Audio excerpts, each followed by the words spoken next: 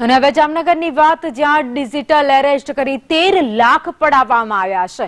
એટલે કે રાજ્યમાં વધુ એક ડિજિટલ એરેસ્ટનો બનાવ બન્યો છે, જેમાં વ્યક્તિ પાસેથી ભોગ બનનાર પાસેથી 13 લાખ રૂપિયા પડાવી લેવામાં આવ્યા।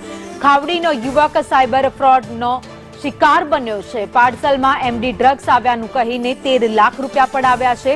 ઠગબાજે પોલીસ અધિકારીની ઓળખ આપી ધમકાવ્યો હતો। જામનગર પોલીસે સમગ્ર મામલે વધુ તપાસ હાથ ધરી છે। તો રાજ્યમાં દિવસે ને દિવસે સાયબર ફ્રોડ વધી રહ્યા છે, ત્યારે તમામ લોકોએ ધ્યાન રાખવાની જરૂર છે। વધુ અપડેટ સાથે સંવાદદાતા ઉપેન્દ્ર ગોહિલ અમારી સાથે જોડાઈ ગયા છે। ઉપેન્દ્ર, જામનગરમાં વધુ એક સાયબર ફ્રોડનો બનાવ બન્યો, જેમાં ભોગ બનનાર પાસેથી 13 લાખ રૂપિયા પડાવ્યા। ચોક્કસથી જણાવી દઉં કે જામનગર નજીક મોટી ખવડી પાસે એક ખાનગી કંપની આવેલી છે।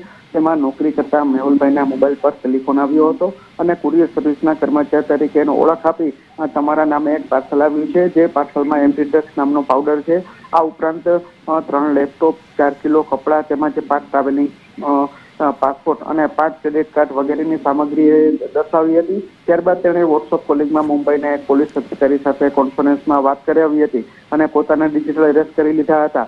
ત્યારબાદ આમાંથી બચવું હોય તો તમારે 13 લાખની રકમ બેંકમાં જમા કરાવવી પડશે અને બંને વોટ્સઅપ કોલિંગમાં ભારત સરકારના લગત અને બેંકના ડોક્યુમેન્ટ સેન્ડ કર્યા હતા, જેથી મેહુલભાઈ ડરી ગયા હતા અને તેઓએ 13 લાખની રકમ ટ્રાન્સફર કરી આપી હતી। તેની ખરાઈ કર્યા બાદ ઉપરોક્ત રકમ ફરીથી ખાતામાં જમા થઈ જશે તેવો ભરોસો આપ્યા બાદ બંને પોતાના મોબાઈલ ફોન બંધ કરી દીધા હતા અને આખરે પોતાની સાથે ચીટિંગ થયું હતું તેવું સામે આવ્યું હતું। હાલ આ સમગ્ર પ્રકરણમાં જે ભોગ બનનાર છે તેને સાયબર ક્રાઇમમાં ફરિયાદ નોંધાવી છે અને સાયબર પોલીસ દ્વારા આ મામલે વધુ તપાસ હાથ ધરી છે।